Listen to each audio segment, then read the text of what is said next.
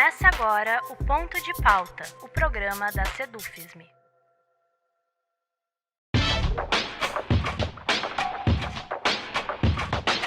As recentes minutas sobre os encargos didáticos e as progressões e promoções propostas pelo grupo de trabalho nomeado pela reitoria da UFSM causaram indignação e mobilização e trouxeram à tona importantes debates sobre o trabalho docente.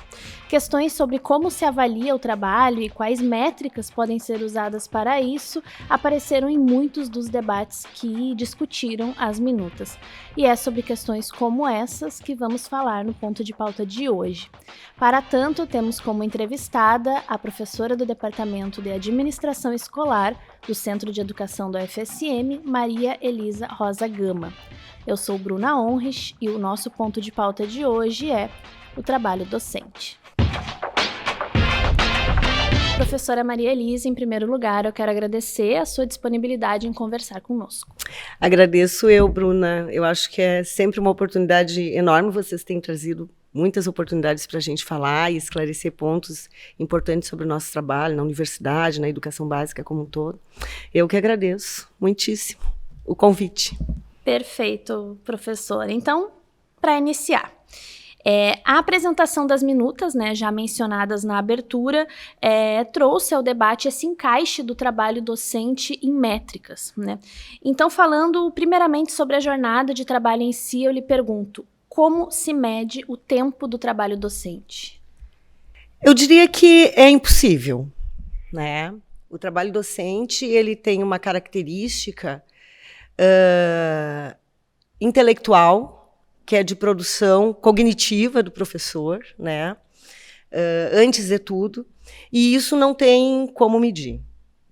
Quanto tempo eu levo para construir um conhecimento novo sobre o ensino, sobre os conteúdos de ensino, Então, isso é impossível medir, não existe como. É como querer medir o tempo que um poeta leva para escrever seu livro. Não existe como.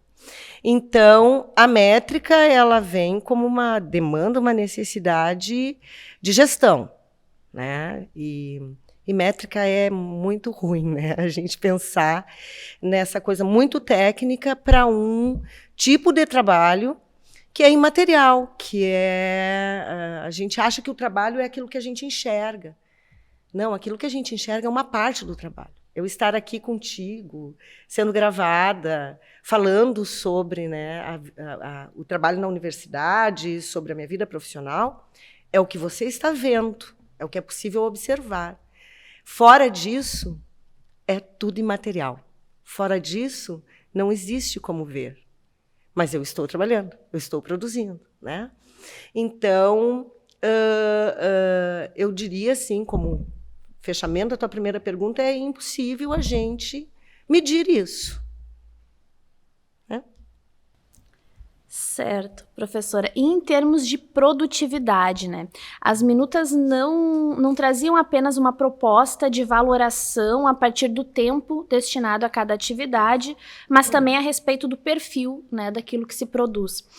Então, eu lhe pergunto, como se quantifica, em termos de produtividade, o trabalho docente e o que se deve levar em conta, quando se avalia o quanto e o que se produz? Tá. Agora, essa pergunta ela abre para uma discussão muito importante, que é o que é valorizado no trabalho do professor, em especial nas universidades, em especial numa universidade federal, com renome e tamanho e destaque da nossa universidade.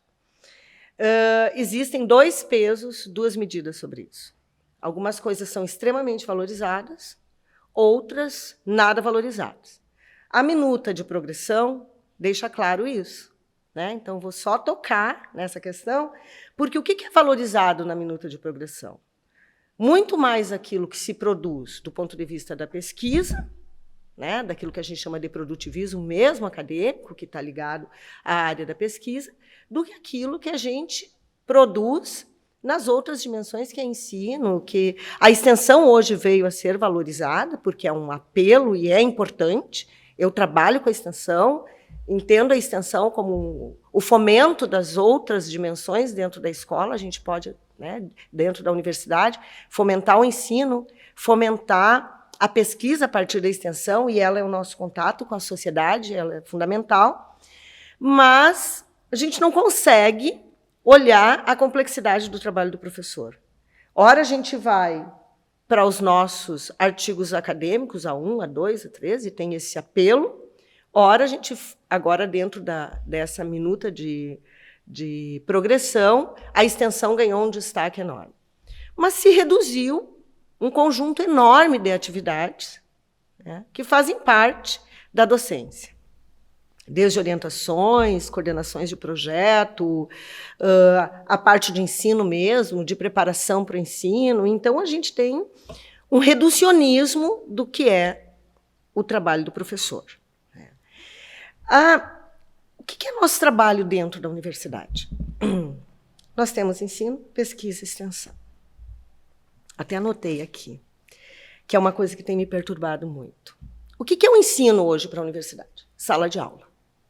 Inclusive, na minuta, né, das atividades docentes, diz lá, tempo de sala de aula. E é tempo de sala de aula com número, parede, cadeiras, é um espaço físico determinado para que o ensino aconteça. É uma visão extremamente tradicional, reducionista do que é o ensino. Né? Ensino, a gente precisa avançar nessa concepção do ensino do ensalamento, como eu digo, tanto a escola básica, isso está no imaginário social, está nas representações sociais, está em tudo que a gente construiu sobre pensar o que é o ensino. E aí o ensino induz uma ação do professor. Aquilo que a gente pensa que é ensinar, se induz uma ação. O professor tem que estar em sala de aula para ensinar. O professor tem que estar em interação com os alunos para ensinar. Agora, qual é o espaço que aquele conteúdo, aquela estrutura curricular, aquele conceito, aquele fato, né, aquele dado que você vai ensinar, né, aquele procedimento que você vai ensinar, porque a gente tem diversidades de conteúdos. Nós temos conteúdos que são da ordem dos conceitos, dos procedimentos, das atitudes. A gente precisa ensinar tudo isso. Né? Ele precisa de metodologias próprias, espaços próprios, tecnologias próprias, né? E adaptações próprias até mesmo aos nossos alunos. Quem são nossos alunos? O que eles precisam para aprender? Então, existe um reducionismo muito grande do ponto de vista do que é o ensino. Do ponto de vista do que é a pesquisa, ela se reduz a publicações na minha...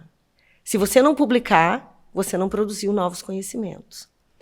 É lógico que é a materialização, a gente quer a materialidade da coisa, a gente quer enxergar. Né? O nosso problema é querer enxergar tudo, né? O material de um trabalho que é imaterial. Eu sempre digo assim, quanto tempo leva para um professor chegar num artigo científico? Eu tenho orientações, eu tenho elaborações de projetos, eu tenho realização de projetos, que eu tenho que ter um projeto meu, não é o projeto de dissertação do meu aluno, não é o projeto de doutorado do meu aluno, é o projeto que está lá no meu nome que eu toco com o meu grupo de pesquisa. Existe um conjunto de ações que são extremamente, hoje, sobretudo nessa discussão que tá posta, que é o que é atividade docente e o que tem que ser valorado para uma progressão, isso está fora. Né? Não conta como meu trabalho. Se eu não tiver a minha publicação, se eu não conseguir mostrar a materialidade disso. Dentro da universidade, outra coisa, se pensa a universidade de uma forma muito única. A diversidade de conhecimentos, a diversidade de cursos, né? A diversidade de formas de produção de conhecimento dentro da universidade, que ela é um lugar de produção de conhecimento, se dá de forma muito diferente para cada área, para cada sub-área, para cada curso, né? Para cada temática de pesquisa. Você publicar numa revista, na minha área, que é Ciências Humanas e Educação, é totalmente diferente de uma publicação que vem de uma área da saúde, na educação física, eu sou da educação física, né, que está dentro da saúde, é totalmente diferente. Então, nós temos que conseguir garantir universidades dentro da universidade. Né? A gente tem que conseguir enxergar que são culturas escolares, culturas universitárias que habitam esse espaço e que eles regulam de forma diferente o trabalho dos professores, né, o envolvimento dos alunos, o tempo dos alunos. Você pega... são muitos fatores, né? A gente viaja um pouco em fatores de diferentes naturezas para falar sobre isso. Você pega um aluno da licenciatura, é um aluno trabalhador. Os nossos alunos da licenciatura, nós já temos pesquisas sobre isso. São alunos que vêm de condições sociais difíceis. Eles precisam trabalhar. É diferente de um aluno da medicina. É totalmente diferente de um aluno das engenharias.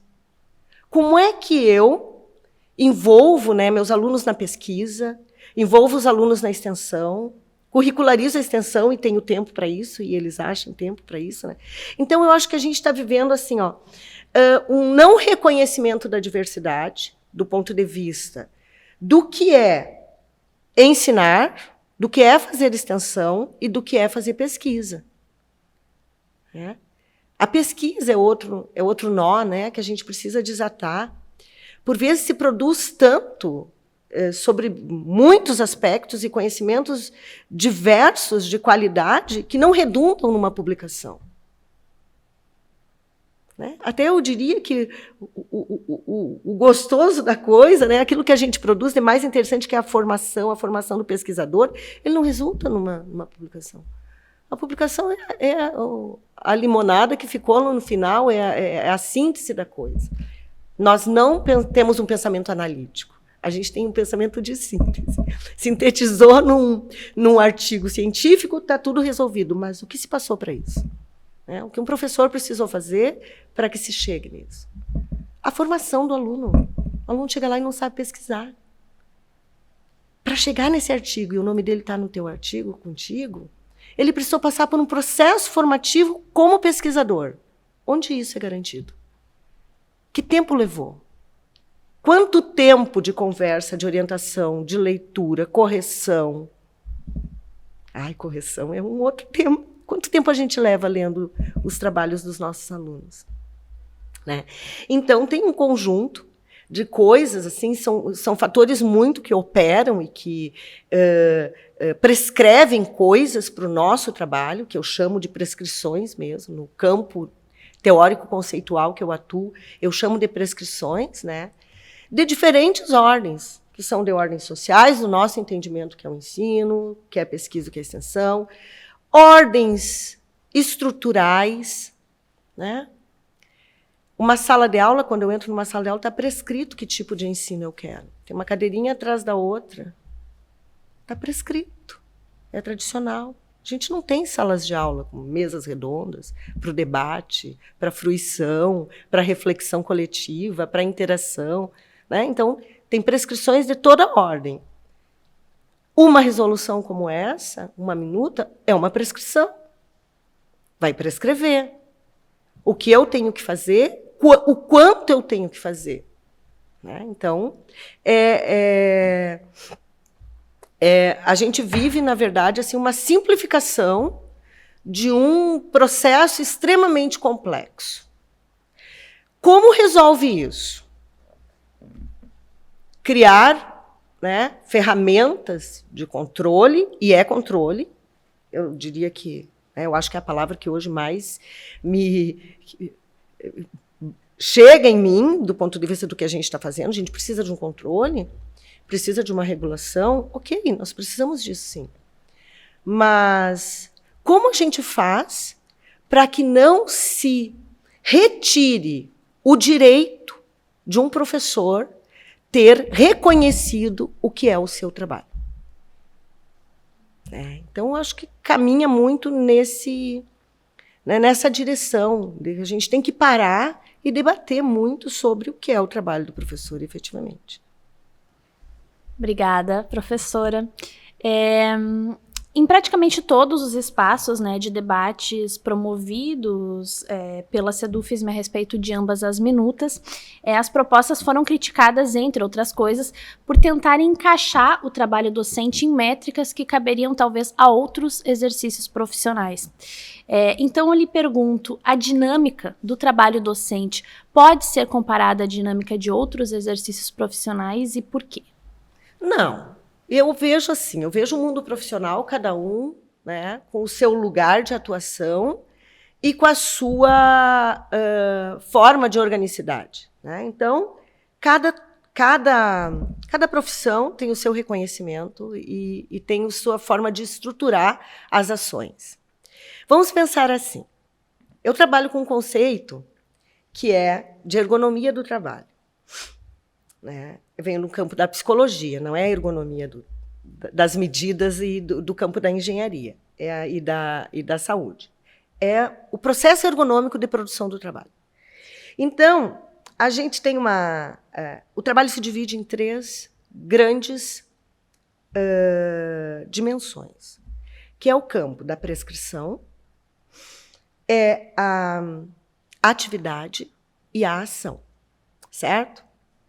A prescrição faz parte do trabalho, né? Toda a parte regulatória, políticas públicas, as políticas vigentes, as normativas, o tempo, o nosso contrato, as representações sociais, o que eu penso sobre o meu trabalho é uma forma de prescrição sobre o meu trabalho, né? Então, eu organizo o que eu faço a partir de um conjunto de fatores que são de diferentes ordens, né, e que prescrevem o que tem que ser realizado, certo? Existe uma dimensão que é a dimensão da atividade. Todo esse campo prescritivo, seja apertar um parafuso, vamos dizer que a prescrição seja apertar um parafuso, existe um sujeito em atividade intelectual, mesmo que seja uma atividade técnica, de um conhecimento extremamente superficial e fácil, vamos dizer assim, né? Efêmero, passageiro, enfim. Tem um sujeito operando esse trabalho. E tem um sujeito interagindo com esse campo de trabalho, com essa situação de trabalho, né? Pensa na dimensão do trabalho docente que tem prescrições de ordens infinitas. Até o que a sociedade pensa de nós prescreve sobre o que eu faço dentro da sala de aula. Prescreve sobre o texto que eu posso levar para a minha sala de aula. Prescreve sobre termos que eu tenho que usar. Coisas que eu não posso mais fazer, né? A gente sabe que vem se passando por um conjunto de coisas de que parece que os outros sabem mais sobre o que nós temos que fazer do que nós mesmos. E isso é uma representação da educação. Como o processo educativo é um processo social, humano, existe uma comparação muito grande entre o educar não formal com o educar formal, né? Não, a formalização da educação, ela imputou determinadas características ao trabalho dos professores, o que nos torna únicos. E é só professor que pode ensinar. Eu sou totalmente contra qualquer pessoa que não passe, né, por um processo de formação, seja ele em atividade, né? A universidade tem um grande problema em relação a isso. Não a nossa universidade, o professor universitário, né? Que ele dorme engenheiro, acorda professor, dorme administrador, acorda professor, né? E sem um processo pedagógico de formação. E isso, por incrível que pareça, eu que transito muito em várias áreas, inclusive nas áreas que a gente chama as áreas duras, né? São as mais baseadas, né, nas ciências duras, eles sentem falta disso, desse processo formativo, né? Então, a gente tem dimensões e prescrições enormes que operam sobre isso. E isso tem que ser levado em consideração, é levado intuitivamente, é levado em consideração de forma consciente, né? No improviso, na hora que nós elaboramos o nosso processo de trabalho, certo? Vamos pensar o professor de educação básica. Quando ele está nesse processo de atividade, ele está pensando o ensino,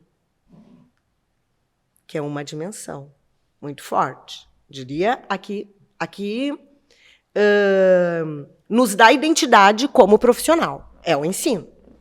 A docência é para ensinar, certo? Então, ele nos dá essa identidade profissional. Tanto que, no campo do estudo das profissões, né, e da profissionalização, ter essa identidade, o que é a coisa desse profissional? O que ele faz? Né? Quem é o profissional da medicina? É o médico. Quem é o profissional da engenharia? É o engenheiro. Quem é o profissional das licenciaturas? Quem é o profissional do ensino? É o docente. Existe um profissional para isso. Né? Então, ele opera o seu aparato intelectual, a sua atividade mental, na organização disso tudo e na definição da ação, que é a terceira dimensão. Certo? Nós, na universidade, temos 3 dimensões para organizar, com prescrições próprias sobre todas elas, que é o ensino, a pesquisa e a extensão. Só isso já nos dá um conjunto, né, de referências, vamos dizer assim, né, de parâmetros que caracterizariam essas prescrições infinitas. Infinitas. Né? E que nos tomam o tempo, que o grande problema é o tempo. Querem nos colocar dentro de um tempo. Não existe marcação de um tempo que vai conseguir medir o esforço intelectual, voltando à ideia de que antes da ação existe um esforço intelectual e material acontecendo. Isso nunca vai ser medido. Isso não tem métrica para isso. Né? Como a gente conversou lá, como eu mencionei na primeira pergunta. Não existe métrica para isso. Na verdade, a métrica ela só vai atender uma dimensão e parcialmente, que é o tempo da ação, que é o que é observável. É aquilo que eu consigo ver acontecendo. Certo? Então, todas as outras 2 dimensões que compõem o nosso trabalho e que estão operando sobre nós e a gente agindo sobre isso o tempo inteiro, não é considerado. Eu enxergo a sala de aula. Eu enxergo o artigo. Eu enxergo a hora do grupo de pesquisa. Eu enxergo a hora do grupo de pesquisa. Eu fico 4 horas semanais às quartas-feiras com o meu grupo de pesquisa. Mas aquilo ali não é o meu processo de orientação e de produção de conhecimento. Aquilo ali é o lugar da síntese. É o lugar das coisas gerais. São 16 pessoas. Nada é único. Eu não tenho como trabalhar com um grupo de pesquisa com a ideia de que eu tenho pessoas com a mesma cabeça. São projetos diferentes, textos diferentes, espaços diferentes, né? E todas essas pessoas num processo de formação. Então, o que entra na métrica? A hora que enxerga e que eu posso marcar. Eu estou na sala tal. Se quiserem me ver, vai lá. Mas isso é só o que é possível ser medido. O restante está todo fora. Nós não discutimos a natureza do trabalho do professor. Então, esse é o grande problema. Né? É trabalhar com a ideia da ação unicamente. A ação docente. E a ação aquela controlável. Né? Quarta-feira que vem eu tenho uma aula no centro da cidade, com meus alunos da educação ambiental. Nós vamos chegar às 8h30, vamos sair meio-dia. É a hora que conta ou o que eu fiz? Ou seja, na verdade, a minuta, ou seja ela qual for, em qualquer lugar que tentem medir isso, só vai considerar o tempo. É o tempo gasto para tal coisa. Só vai considerar o tempo da ação. E ainda da obrigação que está lá posta, né, listada. Hoje a gente tem uma listinha, quantas horas eu posso gastar com isso, quantas horas eu posso gastar com aquilo. O restante está todo fora disso. Então, não tem métrica para isso. É impossível. Mas eu não sei se tu tem uma pergunta à frente, que eu acho que a gente precisa ter, sim, uma ferramenta que nos dê segurança, que nos garanta isso. Só que nós precisamos aproximar essa ferramenta de gestão, esse material de gestão, com a natureza do nosso trabalho. Para mostrar, né, porque é um apelo social. Na verdade, isso é um apelo social. A gente quer mostrar o que a gente está fazendo. Só que essa métrica não mostra o que a Maria Elisa está fazendo na universidade. Aliás, se eu fizer o que está aí, e se todos os meus colegas fizerem o que está aí, a gente pode botar um portão com cadeado no arco, porque vai parar a universidade. Porque a universidade tem hoje todo esse conceito, todo esse status, porque nós não trabalhamos pela métrica. Nós não estamos medindo o que a gente faz. O trabalho intelectual não mede o que faz. Ele faz porque a gente tem uma responsabilidade, um compromisso com o que a gente quer ser como pesquisador, como professor universitário, né? Então, a métrica, se eu fizer, eu vou ter férias. Vou ter férias garantidas, certamente, se eu entrar na métrica. Prof, eu quero explorar só mais um ponto disso, que é quais os riscos e os danos para o processo educativo em si, de se tentar, né, encaixar o trabalho docente em uma métrica? Eu fico vendo assim, tem muitos. Eu fico vendo assim, a gente tem uma cultura. Quando tu entra na universidade, tu entra porque tu quer andar naqueles corredores, fazer pesquisa, grupo de pesquisa, reunião no sábado, junção, tu quer viajar, tu quer ir para um evento, tu quer fazer uma atividade no exterior. Isso tu não tem como fazer medindo quantas horas eu trabalho. Aí está a diferença, né, dos outros trabalhos. Que bateu o ponto, fechou 4 horas, tu vai embora. Nós não temos isso. Porque a gente não tem término. Pela natureza, não é porque a gente é maluco por trabalho. É a natureza. Né? Tu lê um artigo, pega um artigo em inglês para ler, com todas as dificuldades que a gente tem, tu leva quantas horas para fazer isso?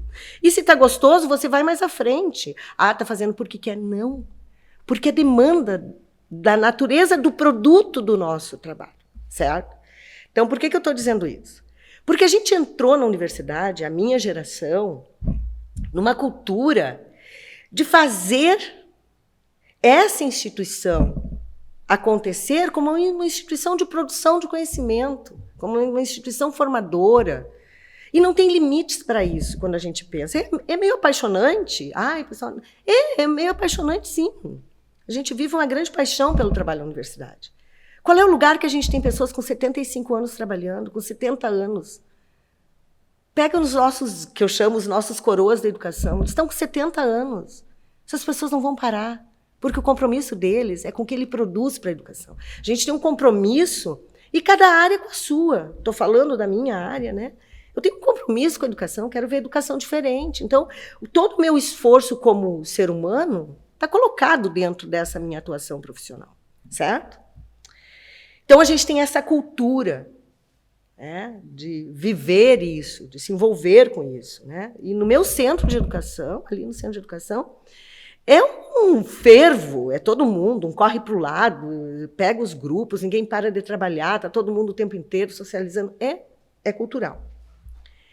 Coloca uma cultura agora de métrica.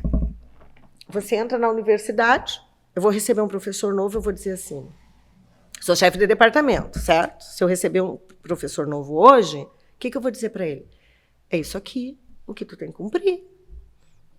Você tem 7 horas e meia semestrais para orientar uma especialização, você tem 15 para orientar um mestrado, você vai ter 30 para orientar um doutorado. Se você tem 14 horas aulas, você tem 14 de planejamento. Não faça outra coisa nesse horário. Já fechou, né? Já passou 40, né? Já foi. A gente corre o risco de levar características de outros trabalhos para uma nova organização do trabalho dentro da universidade. Não tem como. Não existe. Não tem como a cultura... E é assim, nós nos diferenciamos de um trabalho técnico, nós não somos um trabalho técnico. O trabalho técnico que você consegue... E mesmo assim, a métrica para um trabalho técnico ela é uma questão de tempo. Porque se ficou coisa faltando, ele vai ter que fazer no outro dia. Se essa pessoa precisou preparar um material, ele vai ter que preparar para o outro dia. Então, a métrica está ligada a tempo. Não é nem o tipo de ação. A ação está reduzida, inclusive, aos minutos. Veja bem, na minuta diz assim, chefia de departamento, eu tenho 20 horas. a utilizar de acordo com a necessidade, porque eles viram que não dá para, se eu botar minhas 20 horas, mais as minhas 15 horas sala de aula que eu tenho esse semestre, mais as 15, uma para preparação de aula, cada hora aula, é em sala de aula, eu faço questão de frisar, em sala de aula, dentro da sala de aula, tem que pegar a chave na portaria, senão tu não está dando aula, certo? Aí, em sala de aula, já fechou, aí lá diz assim, que eu vou computar essa carga horária de gestão de acordo com a necessidade do meu encaixe nas 40 horas. Já quebrou tudo, já não é a ação que importa, é o tempo. Então, quer dizer que se a minha atividade de gestão me consome 20 horas, eu vou registrar 2, porque eu só posso registrar 2. Então, não é ação, não é a natureza mais. A gente tá perdido nisso. Porque nós não estamos falando de trabalho, nós estamos falando de tempo. Eu tenho que comprovar as 40 horas desses profissionais aqui. Eu tenho que dar um jeito, e eu não posso deixar que passe, porque eu vou infringir a lei, e eu não posso que fique menos. Né? Então, não é nem o valor da ação e das coisas que envolvem essas ações, certo? Acho que por aí, não sei, caminhei nessa direção, mas é exatamente isso que eu penso. Perfeito. Professora, nos últimos anos, a SEDUFSM, né, localmente, e o Andes, nacionalmente, tem se debruçado muito sobre a temática do adoecimento docente, né, em especial aquele ocasionado pela sobrecarga de trabalho. E os números desse tema são bem preocupantes, né? Então, eu quero lhe perguntar o quanto essa incompreensão da dinâmica específica, né, do trabalho docente está relacionada a esse fenômeno do adoecimento. Muito. E isso a gente pode falar da docência como um todo, né? Na educação básica, no ensino superior. Existem hoje alguns conceitos que a gente trabalha. Você ser desvalorizado. Isso está relacionado à questão da desvalorização, da intensificação, da sobrecarga. Eu acho que o que mais pesa hoje, nesse momento, discutindo a questão das minutas, a questão da resolução, esse momento pontual, eu entendo que é assim. A desvalorização do trabalho do professor, ela surge de uma forma muito diferente em todos os contextos de atuação docente, né? Na educação básica, os baixos salários, as péssimas condições, né? Um professor de 60 anos, numa educação infantil com 20 crianças de 3 anos de idade, a gente não ter dispositivos para reorganização do trabalho, né? Então, tem diversos fatores que operam sobre isso. E eu tenho olhado essa questão, e as minutas me levam, né? A minuta de progressão, então, é uma desvalorização absurda. É um processo de angústia de pensar assim, nossa, tudo que eu faço fica onde? Qual é o critério para dizer o que tem valor dentro da minha atividade? Que critério é usado? Uma que a gente não foi perguntado primeiro, né? Eu não fui consultado. Nós nos fizemos ser consultados, né? Qual é o valor das coisas que a gente faz? Então, e a intensificação, a sobrecarga de trabalho, né? E a gente não arruma dispositivos para isso. A gente continua olhando, por exemplo, a métrica e a régua para concurso ainda é sala de aula e graduação. Quando a gente vai fazer um processo seletivo, vai pedir um professor substituto, eu mando o relatório dos encargos docentes em sala de aula. É isso que pesa. Eu queria fazer um relatório com os encargos, bonitinho, né? Quem tem projeto, quantas horas em projeto, quem tem projeto de extensão, quem tem projeto de ensino, quem atua na gestão. Isso é o trabalho do professor, não é sala de aula.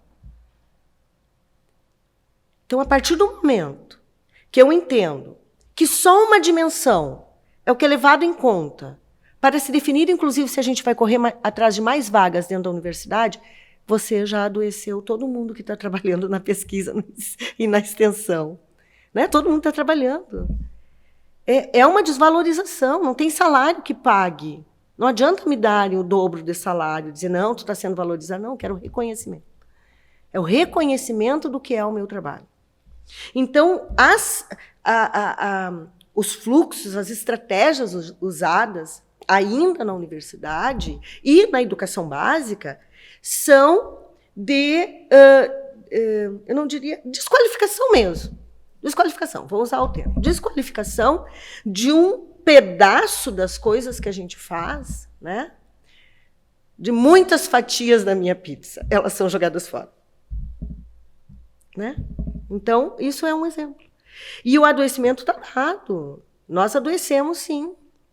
Aí pode ser que me digam, mas tu adoece por quê? Por que trabalha tanto? Por que tu não para o domingo? Por que tu fica lendo, não vai assistir um Netflix da vida? Não. Existe deleite e prazer dentro do trabalho.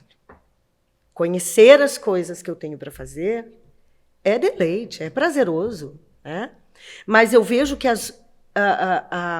forma de organização do funcionamento, ela precariza demais a nossa vida. Mesmo que, se eu comparasse um professor de educação básica a um professor universitário, é uma distância imensa, né? As condições de trabalho, salário e tudo mais. Mas existe precarização, sim, dentro do nosso trabalho, na medida em que a gente não consegue desburocratizar, por exemplo.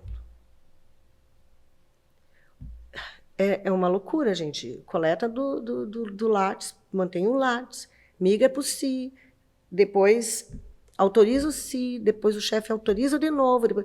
Existe uma burocratização absurda. Agora, nós vamos ter que fazer agenda. Será que vai rolar mesmo a agenda semanal? Que eu vou ter que preencher a agenda semanal? É o plano? É o isso? Então, assim, existe o sistema universitário hoje, ele é um sistema extremamente burocratizado. Ele caminha nessa, porque ele vem de um processo de concepção de gestão que é mais centralizador, sim. Né? Isso pode ser que a gente diga que não. Mas é centralizadora, a gestão que burocratiza tudo para que a gente tenha, né, os registros todos, enfim. São necessários? São. Mas a gente tem uma sobrecarga de retrabalho absurda. Então, eu acho que hoje, assim, a parte burocrática, ela consome demais o que nós poderíamos gastar com as questões, né, mais importantes mesmo da nossa atividade de trabalho. Isso é uma questão. E, né, esse peso sobre a gente, eu diria que hoje dentro... Vamos falar da universidade, da nossa universidade. Hoje existe uma carga muito grande sobre nós, professores, né, assim, que é do controle, estão me olhando? Né? Tem algum órgão, alguma outra, né, dimensão, né, da nossa estrutura política que está me cuidando? Eu acho que tem uma coisa muito, muito séria em relação a isso, causando um adoecimento muito grande nos colegas, em todo mundo. As pessoas andam cansadas. Porque não se conseguiu estruturar ainda. Lógico que tem coisas que são da nossa natureza, tá bem, é da natureza do trabalho do professor, como eu disse. Mas tem coisas que poderiam ser refeitas, repensadas. Né? É muito engraçado, o pessoal diz assim, quer dizer que o obrigatório é só 8 horas. Por lei é só 8 horas, né, que a gente tem semanais. Pela LDB, a gente tem que ter 8 horas semanais em sala de aula. Vamos de novo para a sala de aula. De ensino, eu trocaria tudo em sala de aula para ensino, né? Para ensinar. Mas se colocar dentro de todas as atividades que a gente faz, 8 mais 8, 16. 8 de sala de aula, 16 de planejamento. Já 8 horas de um projeto, a gente tem 4. Eu hoje tenho um projeto guarda-chuva, que tem 16 alunos dentro dele, elaborando 2 projetos de extensão vinculados à atuação da universidade no Distrito Criativo. Quanto isso tem consumido da minha vida? Tu está fazendo porque quer. Não, não é porque eu quero. É porque faz parte daquilo que eu quero deixar como profissão e como uma professora universitária. E que condições hoje a gente encontra de descanso, de calmaria, né, para fazer isso dentro do ambiente de trabalho. Olhar o humano, olhar o sujeito, humanizar, né, olhar essa questão toda. É complicado. E não tem fórmula para isso. Não vão achar a fórmula para isso. Não existe. É somar bananas com maçãs, com laranja. A gente não aprendeu lá. Vocês não são desse tempo, mas no meu tempo, a primeira coisa que a gente aprendia para... A gente soma coisas da mesma, né, natureza. Tinha um desenho numa cartilha do meu tempo, que é muitos anos, que tinha assim, laranja mais banana, mais abacaxi, mais não sei o quê, igual. Não existe. A gente não soma coisas diferentes. A gente tem que tratar cada coisa com a sua natureza, da sua forma. E a gente está somando coisas diferentes. A gente está querendo criar uma fórmula para botar para dentro coisas que nunca vão se juntar. Né? Enfim, é muito por aí. Então, a gente chega ao fim dessa edição do Ponto de Pauta, professora, e eu queria lhe agradecer muito pela sua disponibilidade em conversar conosco. Ai, Bruna, eu que agradeço. Espero que eu tenha trazido algumas reflexões, porque é um tema difícil de se pensar dentro de caixas. Não tem como pensar, né? É um tema fluido, líquido, né? Então, eu agradeço. Foi um momento para mim assim de tentativa de organização de algumas ideias mesmo, né? A gente toda vez que precisa reelaborar a narrativa, a gente reelabora o conhecimento, né? O pensamento sobre as coisas. Agradeço muitíssimo vocês e me coloco à disposição, se assim vocês acharem importante em algum momento. Estou à disposição para conversar. Perfeito, obrigada. Assim encerramos o nosso ponto de pauta de hoje, que contou com a presença da professora do Departamento de Administração Escolar do Centro de Educação da UFSM, Maria Elisa Rosa Gama. Como de costume, a edição de hoje do programa ficará disponível em podcast e em vídeo nas nossas redes sociais e no nosso site. O endereço do site é www.cedufisme.org.br. Obrigada e até a próxima.